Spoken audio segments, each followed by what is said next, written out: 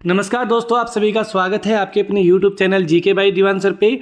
आज हम पढ़ेंगे हरियाणा जीके, जो कि पिछले सीटी में प्रश्न पूछे गए थे हरियाणा जीके के, उन सभी को अच्छे से कवर करेंगे। इससे पहले मैंने एक क्लास दी है, वो क्लास जरूर देख लेना। ये वाली जो क्लास रहेगी क्लास नंबर 2 है, क्योंकि हमने आप सभी को पता कि 4 पेपर हुए थे और 4 पेपर में 25-25 क्वेश्चन हरियाणा जीके के पूछे गए थे। तो ये क्लास नंबर 2 है, 3 भी आएगी 4 भी आएगी, तब जाके अपना क्या है सीईटी की बात करें ग्रुप सी की, तो उनके सभी पेपर कवर हो जाएंगे हरियाणा जीके के। फिर मैं आपको डी वाले करवा दूंगा। उसके बाद टेक्निकल लेवल के मेंस एग्जाम में जो हरियाणा जीके आई वो एक ही वीडियो में इकट्ठी करवा दी जाएगी। तो पिछले सीटी के पेपर करने बहुत जरूरी है जी, बिल्कुल। उनके आसपास के प्रश्न भी मैं आपको करवा रहा हूँ साथ के साथ। चलते हैं पहले प्रश्न की ओर। उससे पहले जानकारी के लिए बता देता हूँ, कोई भी अपनी ऐप पर आना चाहे, डिवाइन स्टडी ऐप है, प्ले स्टोर में मिल जाएगी। यहाँ पे नॉन स्टॉप बैच शुरू है, रिकॉर्डेड भी मिल जाएगा। इसके अंदर 1 ईयर की वैलिडिटी है। कोई भी इच्छुक है, कोई भी भाई बहन, तो आप भाई अपने नंबर पर कॉल कर सकते हैं। कोई डिस्काउंट चाहिए, किसी प्रकार कोई दिक्कत है तो कॉल कीजिए। चलते हैं पहले प्रश्न की ओर जी। तो आप सभी को पहला क्वेश्चन स्क्रीन पे दिखाई दे रहा होगा। 76 नंबर से हरियाणा जीके यहाँ शुरू होती है। 2010 में किस भाषा को हरियाणा की दूसरी राजकीय भाषा का दर्जा दिया गया? तो बात कर लेते हैं 2010 की। तो पंजाबी भाषा को दूसरी राजकीय भाषा का दर्जा दिया गया। आपको जानकारी होनी चाहिए, हरियाणा का निर्माण 1966 में हुआ था। उस समय बीडी शर्मा हरियाणा के पहले मुख्यमंत्री थे। उसके बाद नेक्स्ट ईयर हरियाणा का मुख्यमंत्री चेंज हो गया, राव वीरेंद्र सिंह हरियाणा के मुख्यमंत्री बने। उसके नेक्स्ट ईयर तीसरा मुख्यमंत्री हरियाणा को देखने को मिला, चौधरी बंसीलाल, जिन्हें कहा जाता है बंसीलाल लेगा नाम से भी पुकारा जाता है। तो भाई जब बात की जाए इससे नेक्स्ट ईयर की यानी 69 में ही अपना भिवानी बोर्ड का गठन चंडीगढ़ में हुआ था स्टार्टिंग में, है ना। आज भिवानी बोर्ड बोलते हैं हमें। तो अगर बात की जाए 69 ईयर की, 69 ईयर में क्या किया गया, हिंदी हरियाणा की पहली राजकीय भाषा थी, 1966 से कंटिन्यू आज भी है। फर्स्ट लैंग्वेज है हरियाणा की, है ना, स्टेट की। और बात करें सेकंड लैंग्वेज की, तो बात आती है 69 की। 69 में चौधरी बंसीलाल ने तमिल को दूसरी राजकीय भाषा बना दिया था। किसको भाई? तमिल को। बाद में और आगे चले हमें तो 99 के अंदर आते आते या सन 2000 के नियर बाय, 99-2000 में, पूरा 2000 लगा लीजिए, सन 2000 में ओम प्रकाश चौटाला ने इसको दर्जा समाप्त कर दिया। फिर बात करें सरकार आती है भूपेंद्र सिंह हुड्डा की, और 2010 में भूपेंद्र सिंह हुड्डा पंजाबी को दूसरी राजकीय भाषा के रूप में मान्यता देते हैं। क्लियर जी, यहाँ तक किसी कोई दिक्कत नहीं होगी। हरियाणवी कोई भाषा नहीं है। हरियाणवी बात करें बांगरू बोली का एक रूप है। बांगरू जो बोली है ना, उसका एक रूप है। हरियाणवी पूछा जाए किसका रूप है? बांगरू का एक रूप है। चलिए क्वेश्चन नंबर नेक्स्ट पे चलते हैं। 75 वाला तो हरियाणा जीके का नहीं था भाई। अगले पे चलते हैं। 77 नंबर क्वेश्चन आपको स्क्रीन पे दिखाई दे रहा है। प्रश्न में पूछा गया, निम्नलिखित में से हरियाणा के किस व्यक्तित्व को खेल क्षेत्र में 2022 में पद्मश्री दिया गया? तो ये 2022 में सीटी हुआ था अपना, तो 2022 में ये दिया गया। एक बार नोटिफिकेशन बंद कर देते। तो भाई मैंने नोटिफिकेशन बंद कर दिया, क्योंकि ऊपर बार बार आप डिस्टर्ब नहीं होंगे। चलिए भाई, ये पूछ रहा है 2022 में पद्मश्री किसे दिया गया, क्योंकि एग्जाम ये 2022 में हुए थे, नवंबर में, 5-6 नवंबर 2022 को।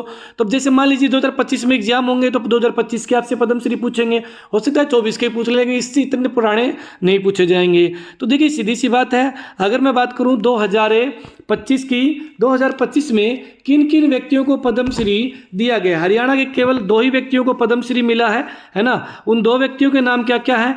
एक का नाम तो रहेगा जी संतराम देसवाल। मैंने पिछली क्लास में बताया था आपको, संतराम देसवाल, ठीक है, देसवाल। तो भाई इन्हें साहित्य साधना में मिला है और ये झज्जर जिले के रहने वाले हैं। और दूसरा जो है हरविंदर सिंह रहेंगे। दूसरे कौन है? श्री हरविंदर सिंह जी रहेंगे, जो कि कैथल जिले के रहने वाले हैं। और एक निशानेबाज मतलब है आर्चरी है, यानी बात करें तीरंदाजी, इनका क्या है गेम रहेगा। तो इन 2 को दिया गया है जी इस बार 2025 में। अगला क्वेश्चन है, साईं राष्ट्रीय बॉक्सिंग अकादमी रोहतक में कब शुरुआत हुई थी? तो साईं, ठीक है, इसको शॉर्ट में SAI लिखा आ सकता है, बॉक्सिंग अकादमी, है ना। इसकी जगह बात करें तो आपसे सीधा पूछना है बॉक्सिंग अकादमी कहाँ पर है? तो भिवानी मत लेना दिमाग में। बॉक्सिंग अकादमी आपकी कहाँ पे है? वो राष्ट्रीय बॉक्सिंग अकादमी आपकी रोहतक में है। हाँ, कैप्टन अवाज सिंह बॉक्सिंग अकादमी आपकी भिवानी में है। कैप्टन अवाज सिंह नाम से कोई व्यक्ति के नाम से आए ना तो आप कर देना भिवानी, अदरवाइज राष्ट्रीय बॉक्सिंग अकादमी आप करेंगे रोहतक में। SAI sports authority of India, है ना, साईं की फुल फॉर्म ये बनेगी। तो ये कब स्थापित हुई 2017 को, ठीक है। जब बॉक्सर बॉक्सिंग करता है, मान लीजिए बॉक्सर है, ठीक है, तो ये अपना जो मुक्का है ना इस तरह बनाता है, सात्य आकार का, ठीक है, सात्य आकार की तरह पंच मारता है। तो सात्य बोले 7 से आप क्या कर लेंगे, 17 पकड़ लेंगे। चलिए, इसके अलावा हरियाणा में अगर बात करूं मैं, हॉकी अकादमी है वो शाहबाद में रहेगी। आप सभी को पता है महिला हॉकी अकादमी कहाँ है, शाहबाद में है। गोल्फ मैदान पूछा जाए आपसे, क्या पूछा, गोल्फ मैदान फरीदाबाद में है। चलिए अगला क्वेश्चन देखिए, खिलाड़ी सीमा पूनिया अंतिल हरियाणा के किस गांव से संबंध रखती है। तो यहाँ पे पूछा गया है अपने खिलाड़ी सीमा पूनिया अंतिल के बारे में किस गांव से संबंध रखती है। तो ये इनका कौन सा गांव हो जाएगा भाई, सीमा पुनिया अंतिल का, इनका हो जाएगा जी आपका खेवड़ा। खेवड़ा कहाँ पड़ेगा जी, खेवड़ा आपका पड़ेगा जी सोनीपत में। कौन से जिले में पड़ेगा, सोनीपत में पड़ेगा खेवड़ा गांव, ठीक है। अब और कुछ गांव हैं जो खिलाड़ियों के बार बार एग्जाम में आता रहता है। वीरेंद्र सिंह के बारे में आए तो भाई बॉक्सर वीरेंद्र सिंह का अगर बात करें आप, कालूवास गाँव हो जाएगा, है ना। वीरेंद्र सिंह बॉक्सर का भिवानी में पड़ता है, ये बार बार एग्जाम में आता है।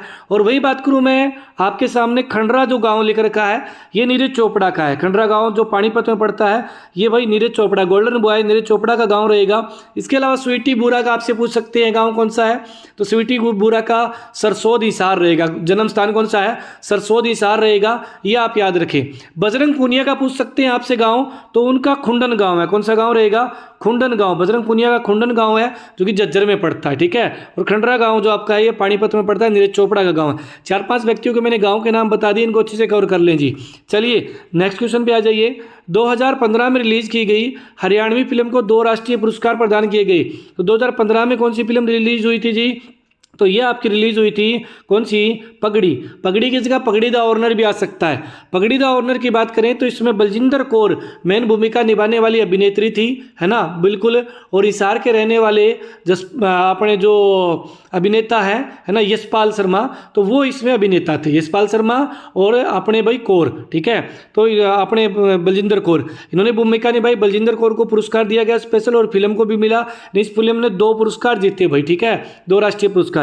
62वां आपने बात करें राष्ट्रीय पुरस्कार इस फिल्म को दिया गया था, ये भी एग्जाम में क्वेश्चन आया हुआ है। पगड़ी द ऑनर कब रिलीज हुई, 2015। आपको नेट पे 2014 भी देखने को मिलेगा, 15 भी देखने को मिलेगा, लेकिन 15 आपका राइट आंसर रहने वाला है। अब बात कर लेते हैं इसके अलावा और कि भाई हरियाणा की पहली फिल्म बताइए, तो आप आंसर दे देंगे धरती। धरती ना मिला तो 68 में आई थी। हरफूल सिंह जाट जुलानी मिल जाएगा, 70 में आई थी, है ना। और आपकी जी अपने वीर शेरा जो फिल्म है या बीरा शेरा जो फिल्म है ये आपकी 73 में आई थी। कब आई थी, ये आपकी 73 में आई थी। और एक बात इंपॉर्टेंट यार, ये जो अपनी चांद चकोरी फिल्म है ये 2001 में आई थी। आपको एक बात याद करनी है, मोस्ट इंपॉर्टेंट मैं आपको बात बताता हूँ। एक इंपॉर्टेंट बात ये रहेगी कि भाई हरियाणा की ऐसी फिल्म बताई जिसने राष्ट्रीय पुरस्कार जीता। प्रथम फिल्म कौन सी थी, लाडो फिल्म थी। कौन सी थी जी, लाडो फिल्म थी 2000 में। पूरी कब आई थी, 2000 में लाडो फिल्म आपकी पूरी आई थी। क्लियर जी। चलते हैं नेक्स्ट क्वेश्चन पे। अगला क्वेश्चन है छाज आभूषण। थोड़ा सा मैं साइड में बीच में कर लेता हूँ, सेंटर में लीजिए भाई, दिख रहा होगा आपको अच्छे से। छाज आभूषण जो है महिलाओं के द्वारा कहाँ पहना जाता है, छाज। छाज से आप फीलिंग लेंगे छज्जा। छज्जा होता है ना, छज्जा कहाँ होता है, छज्जा माथे पे बालों पे है ना, तो भाई कहाँ आएगा ये, माथा। छाज आभूषण कहाँ आएगा आपका, माथा। टिक्का आभूषण कहाँ होता है, टिक्का वो टिक्का नहीं, ठीक है, शादी ब्याह वाला। यह बात करें आप जो टिक्का लगाते हैं माथे पे, है ना, हनुमान जी का, श्री राम जी का, वो टिक्का नहीं, टिक्का आभूषण की बात हो रही है। टिक्का आभूषण जो है, टिक्का है ये, टिक्का आभूषण जो ये भी माथे का आभूषण है भाई। कहाँ है, माथे का। एक आपके सामने रखड़ी आता है, रखड़ी। रखड़ी भाई आप सोचते हैं भी रखड़ी हाथ के बांधते हैं, वो पौंची होती है रियल में, वो आप लोकल लैंग्वेज में रखड़ी राखी बोल देते हैं उसको, है ना, रखड़ी बोल देते हैं। लेकिन रखड़ी जो आभूषण की बात हो रही है, रखड़ी कोई आभूषण थोड़ा ही ना, वो तो एक बात करें भाई बहन के प्यार का बंधन की, एक बात करें धागा, प्यारा धागा होता है ना, धागा से चला। आजकल जो लोग अपने पौंची वगैरह सोने चांदी की बना रहे हैं वो तो एक दिखावा जो चल रहा है।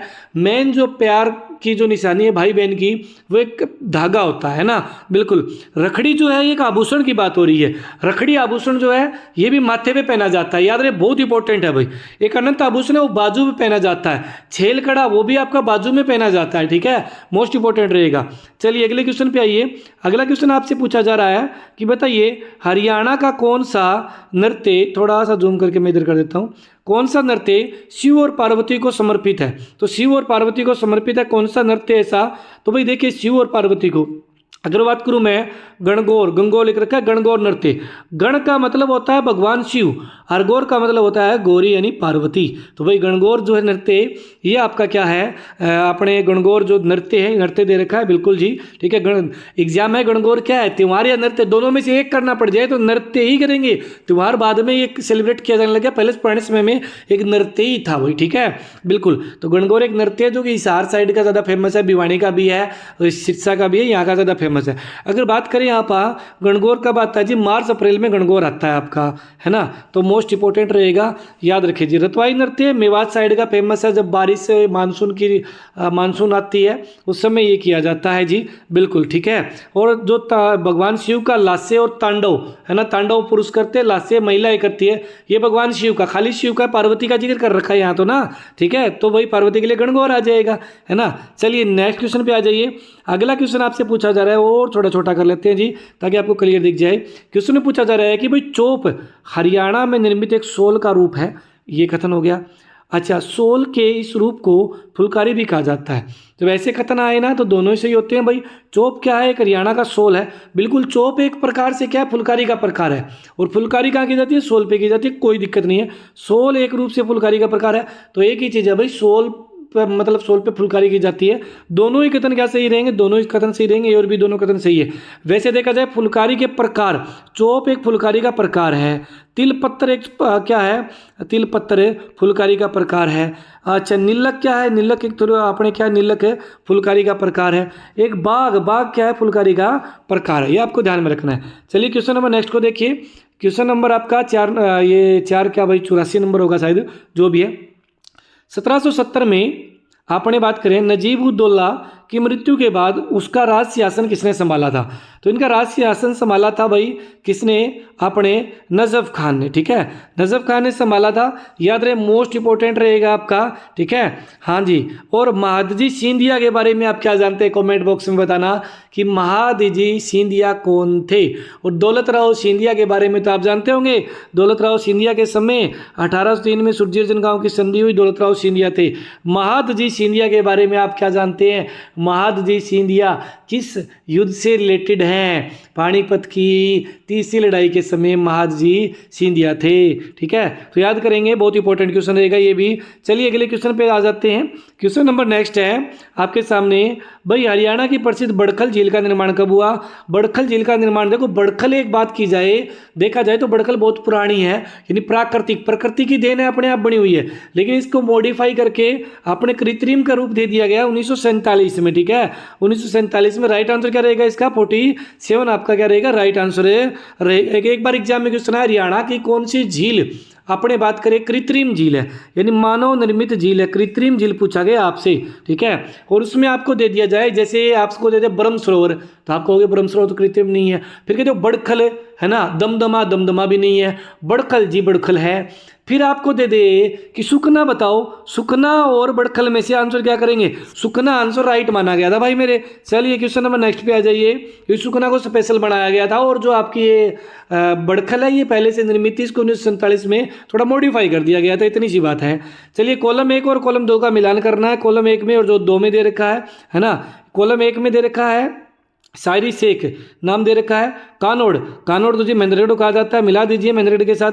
कपिस्थल, कपि मतलब बंदरों का स्थल, केथल भाई मिला दिया, ठीक है। पांडुप्रस्थ, पांडुओं का स्थान, पनप्रस्थ यानी आपका पानीपत हो गया, सिरसावाड़ा सिरिस्कम हो गया। और वैसे यहाँ पे शायरी शेख लिख रखा है तो कोई बात नहीं। चलिए नेक्स्ट पे आ जाइए। बाबा लदाना का त्रिस्थल कहाँ पे है। बाबा लदाना का त्रिस्थल जो कहाँ रहेगा आपका, कैथल जिले में रहेगा बाबा लदाना का त्रिस्थल। प्राचीन ईंट बावली कहाँ पे है, प्राचीन ईंट बावली भी आपकी कहाँ रहेगी, कैथल में, प्राचीन ईंट बावली। और प्राचीन थे पिलर कहाँ पे है, प्राचीन थे पिलर भी आपका कैथल में रहेगा। ईंट बावली भी कैथल में है, प्राचीन थे पिलर भी आपका कैथल में है, और बाबा लदाना का भी आपका कैथल में है। बाबा काली कमली का डेरा कहाँ पे है, बाबा काली कमली का डेरा कुरुक्षेत्र में है। बाबा काली कमली का डेरा कहाँ है, कुरुक्षेत्र में। काली कमली, ठीक है। काली माता भी तो है ना भाई, 52 खंडपीठ वाली, वो भी तो कुरुक्षेत्र में। काली कमली भी कैसे काली, कैसे कुरुक्षेत्र, कैसे बात करें काली माता, कैसे आपका लगा लीजिए काली कमली, तो कह वाले कैसे जोड़ दो, कुरुक्षेत्र हो जाएगा। चलिए क्वेश्चन नंबर नेक्स्ट पे आ जाइए। अगला क्वेश्चन आपसे पूछा गया कि भाई पंचायती राज अधिनियम 1994 में अगर बात करें 10 नंबर पे जो बात करें वर्णन किया गया है, पंचायत समिति का इनमें से कौन सा आपने नियुक्त नहीं की जाती पंचायत समिति के द्वारा। तो देखिए ये क्वेश्चन बात करें तो पुनः रिपीट हुआ था, इससे पहले ग्राम सचिव के एग्जाम में रिपीट हुआ था।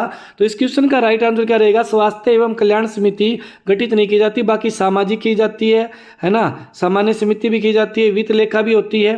तो इसका राइट आंसर रहेगा सी, आगामी एग्जाम में आ सकता है। बाकी भाई इस टाइप के क्वेश्चन पंचायती राज से रिलेटेड जो है मैं एक स्पेशल वीडियो बनाऊंगा, उसमें करवा दूंगा, क्योंकि ये पटवारी की ग्राम सचिव पटवारी का एग्जाम हुआ था ग्राम सचिव का पीछे 2021 में, साथ 10 जनवरी को था शायद, जो कैंसिल हो गया था बाद में, उनमें क्वेश्चन ज़्यादा आए थे, बाकी क्वेश्चन देखने को नहीं मिले, सिर्फ इस एग्जाम में रिपीट हुआ था भाई। चलिए अगला क्वेश्चन देखिए, हरियाणा में पहली स्थायी लोक अदालत का निर्माण कब हुआ। तो स्थायी लोक अदालत का एग्जाम में यूँ आ जाए कि भाई स्थायी लोक अदालत का दर्जा कब दिया गया, तो भाई स्थायी लोक अदालत का जिक्र हो रहा है तो ये 7 अगस्त 1998 आपका राइट आंसर रहेगा। पंजाब एंड हरियाणा हाईकोर्ट की स्थापना कब हुई, स्थापना पूछे पंजाब एंड हरियाणा हाईकोर्ट की 1 नवंबर 1966 को पंजाब एंड हरियाणा हाईकोर्ट की स्थापना हुई थी। लेकिन खाली पंजाब हाईकोर्ट की स्थापना कब हुई, पंजाब हाईकोर्ट 1919 में बना था। पंजाब हाईकोर्ट 1919 में लाहौर में था। 1947 में ये शिमला में आ गया था। 1955 में 10 जनवरी को ये आपका कहाँ गया था, देखो ऑप्शन ए में दे रखा, चंडीगढ़ में पंजाब हाईकोर्ट आया था। जब हरियाणा शब्द जुड़ा तो ये हरियाणा बना, उस समय हरियाणा शब्द जुड़ गया था भाई। अगला क्वेश्चन है, हरियाणा के किस जिले में सर्वाधिक वर्षा होती है। तो हरियाणा में सर्वाधिक वर्षा की बात करें तो भाई आपके सामने इसके अंदर ऑप्शन में से पंचकुला नहीं दिख रहा आपको जी, पंचकुला नहीं है तो हम अम्बाड़ा कर देते हैं। अगर भाई मेरे पंचकुला होता भी तो भी अम्बाड़ा करना है, सबसे ज़्यादा अम्बाड़ा टॉप में नंबर 1, नंबर 2 पे पंचकुला है, ठीक है, ये चीज़ की गांठ बांध लीजिए। नंबर 1 पे सबसे ज़्यादा वर्षा अम्बाड़ा में होती है। कारण क्या है कि जब बात करें शिवालिक के पहाड़ी पर जब बादल टकराते हैं तो वो थोड़े रिटर्न होते हैं, वापिस होते तो अम्बाड़ा क्या है बीच में पड़ जाता है। यमुनानगर, अम्बाड़ा और पंचकुला में आपकी शिवालिक पहाड़ी फैली हुई है, इसी तरह से अम्बाड़ा में ज़्यादा वर्षा होती है, ठीक है बिल्कुल। हाँ एक टाइम में सबसे ज़्यादा वर्षा हो सकती है पंचकुला में, लेकिन पूरे साल भर की वर्षा निकाले, औसतन वर्षा निकाल लीजिए या वार्षिक वर्षा निकाल लीजिए, दोनों का राइट आंसर आपका अम्बाड़ा ही रहेगा। चलिए क्वेश्चन नंबर नेक्स्ट पे चलते हैं। और जो भी भाई बहन बैच लेना चाहे डिवाइन स्टडी पे अपना नॉन स्टॉप बैच है ना, रिकॉर्डेड क्लासेज भी मिल जाएगी, यहाँ पे लाइव क्लासेज भी होती है, कोई दिक्कत है नीचे कॉलिंग नंबर दे रखे। अपनी बुक है हरियाणा की नई सोच मार्केट में पूरे हरियाणा में अवेलेबल है, कहीं से ले सकते हैं। इसके अलावा non stop Haryana current affair की नवंबर, मैं पहले से बता रहा हूँ कि नवंबर आपकी 2024 तक की है, बाकी दिसंबर जनवरी की तो मैं 2-4 दिनों में वीडियो डाल दूंगा करंट अफेयर की, और दिसंबर की भी डाल दूंगा, ठीक है, वहाँ से कवर हो जाएगी, बाकी यहाँ से आप कवर कर सकते हैं। नॉन स्टॉप हरियाणा नाम से आप मार्केट से बुक ले सकते हैं, दोनों के दोनों। चलिए जी आगे इसके बाद नेक्स्ट क्वेश्चन पे चलते हैं। अगला क्वेश्चन है आपके सामने पूछा जा रहा है कि ब्लू वर्ड लेक जो है, ब्लू वर्ड झील ये कहाँ पे है। तो ब्लू वर्ड हरियाणा में कहाँ रहेगी, ब्लू वर्ड हरियाणा में हिसार में रहेगी, ठीक है। ब्लैक वर्ड आपके हांसी में रहेगी, आप सभी को पता है, ठीक है। तो ये झीलें जो है, जैसे आपको पूछा चिल्ली झील कहाँ है, फतेहाबाद में है ना। इस तरह की जितनी भी झील है हरियाणा के अंदर सभी को आपको याद करना है। शोभा सागर झील कहाँ पे है, तो शोभा सागर आपकी नारनौल में है, ठीक है। कयोडक झील कहाँ है, कैथल में कयोडक झील आपकी है। कर्ण झील कहाँ है, कर्ण झील करनाल में, आप आंसर दे सकते हैं। ब्रह्म सरोवर आपके कुरुक्षेत्र में है, सनित सरोवर आपके कुरुक्षेत्र में है। दमदमा झील आपकी गुरुग्राम में है ना। और आपसे पूछा जाए धोज झील कहाँ है, फरीदाबाद में है। मयूर झील कहाँ है, फरीदाबाद में है। आपसे पूछा जाए बताइए घाटा झील कहाँ है, गुरुग्राम में है। आपसे पूछा कोटला झील कहाँ है, संगेली कहाँ है, चंदेली कहाँ है, और ये तीनों की तीनों मेवात में है ना। तो सभी को अच्छे से याद कर लीजिए। चलिए अगला क्वेश्चन है कि हरियाणा की जलवायु किस प्रकार, ये क्वेश्चन पूछा गया था। तो आपको हरियाणा की जब जलवायु दे देना तो आपको देखना हरियाणा की जलवायु ऐसी जलवायु है जो बहुत जल्दी परिवर्तन होता है उसके अंदर, यानी वातावरण में बहुत जल्दी बदलाव होता है, उसको बोलते हैं महाद्वीपीय। तो जहाँ महाद्वीपीय शब्द दिखे उसको पकड़ लीजिए, किसी में महाद्वीपीय नहीं है ना, राइट आंसर आपका ये हो गया। बस इतना सा ही करना है भाई मेरे, और कोई ज़्यादा कुछ नहीं करना, ठीक है ना। जलवायु में आपको ये करना है। अगला क्वेश्चन देखिए, परमवीर चक्र विजेता को एक मुक्त नकद राशि कितनी दी जाती है। तो देखिए एक चीज़ याद कर लीजिए, परम महावीर चक्र को पूछा गया है, एक मुक्त यानी जो कोई भी महावीर चक्र विजेता आता है उसको भाई एक बार में कितनी राशि जाती है। सबसे पहले आता है परमवीर पुरस्कार, परमवीर, ठीक है। उसके बाद आता है महावीर, ठीक है, और उसके बाद आता है वीर चक्र, ठीक है। अब बात करूं मैं परमवीर चक्र में पहले इसकी राशि बहुत कम हुआ करती थी, 6 गुना बढ़ा दी गई। इसकी बात करें परमवीर चक्र की 2 करोड़ रुपए, महावीर चक्र की 1 करोड़ रुपए है और वीर चक्र की 50 लाख रुपए राशि रहेगी। ठीक है। और कोई भी व्यक्ति अगर मान लीजिए सेना मेडल जीतता है, नौसेना मेडल जीतता है या वायुसेना, तीनों सेना मेडल, तीन सेना है अपने, तीनों के अंदर तीनों सेना मेडल के अंदर अगर बात करें 21 लाख रुपए सेना मेडल में दिए जाते हैं। कितने दिए जाते हैं? 21 लाख रुपए सेना मेडल में दिए जाते हैं। अगला देखिए हरियाणा राज्य का पक्षी कौन सा है? तो हरियाणा राज्य का पक्षी कौन सा रहेगा? पक्षी की बात हो रही है। पशु होता तो काला हिरण देते, है ना। अपने बात करें ब्लैक डियर आता। अगर यहाँ पे बात करें पक्षी की तो कौन सा है? काला तितर है। काला तितर आपका राइट आंसर हो जाएगा, है ना। ब्लैक फ्रैंकोलिन बोला जाता है। क्या बोला जाता है? ब्लैक फ्रैंकोलिन के नाम से जाना जाता है। ठीक है, क्लियर जी। तो ये क्वेश्चन आपको याद करना है। चलिए अगले क्वेश्चन पे आ जाइए। अगला क्वेश्चन आपसे पूछ रहा है हरियाणा का दिल किसे कहा जाता है? हरियाणा का दिल, तो दिल हरियाणा का जो है भाई वो रहेगा आपका जींद, क्योंकि जींद है ना 7 जिलों से सीमा बनाता है, इसीलिए कनेक्टिविटी ज़्यादा होने के कारण हरियाणा का हृदय, हरियाणा का दिल कैसे कहते हैं?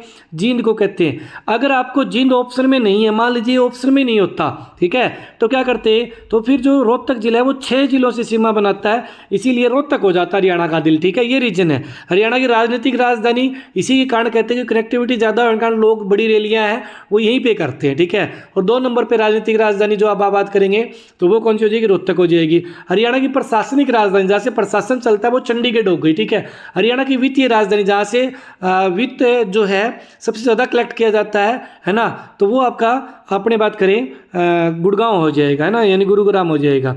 अगला क्वेश्चन बजट से रिलेटेड आया, मैंने बजट की स्पेशल वीडियो बनाई है पिछले बजट की, वो देख लेना भाई बजट के लिए। ठीक है, हरियाणा में बिजली उपभोक्ताओं की संख्या कितनी है? ये क्वेश्चन भी आर्थिक सर्वेक्षण रिपोर्ट से।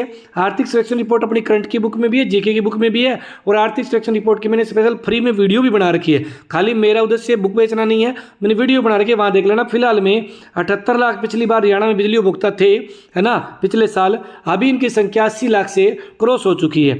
अगला क्वेश्चन है आपका भाई सर, आपने आर्थिक सर्वेक्षण रिपोर्ट के अनुसार जो 21-22 वाली थी पुरानी, उसके अनुसार बात करें जिला स्तरीय कोषागार कितने थे? उस समय 23 थे, आज जिला स्तरीय कोषागार 24 आ गए। एग्जाम में तो 24 करना है आपको।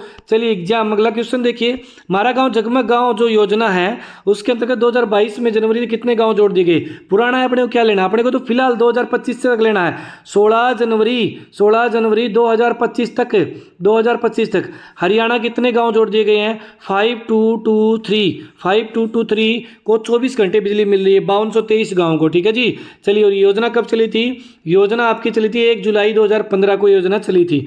अगला क्वेश्चन, लास्ट क्वेश्चन आज का रहेगा, हरियाणा में मधुमक्खी पालन एवं शहद मिशन योजना की शुरुआत कब हुई थी?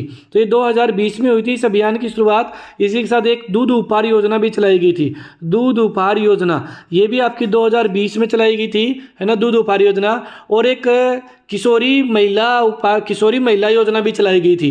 फ्री सैनिटरी नैपकिन के लिए महिलाओं के लिए अपने कौन सी योजना चलाई गई थी? योजना चलाई गई थी जी, अपने बात करें महिला एवं किशोरी योजना। ठीक है, वो भी 20 में चली। दूध उपहार योजना 20 में चली। मधुमक्खी शहद पालन योजना भी आपकी 2020 में चली। क्लास कैसी लगी कमेंट बॉक्स में जरूर बताइए। ठीक है, ये हरियाणा जी के क्वेश्चन थे जी। जो भी हमारे साथ जुड़ना चाहे, डिवाइन स्टडी अपनी ऐप है, प्ले स्टोर पे जाइए, इंस्टॉल कीजिए। इसके अलावा आपको लग रहा है कि मैं ऑफलाइन तैयारी करनी है तो भाई दीवान अकेडमी ऋषिनगर हिसार में आपका वेट कर रही है। आप 1 नहीं, 2 नहीं, 3 नहीं, 4 नहीं, 5 दिन फ्री डेमो लगाइए भाई मेरे। 5 दिन फ्री डेमो लगाने के बाद आपको लगे कि जी हाँ अब हम क्या है तैयारी कर सकते हैं फ्री भाई। ठीक है,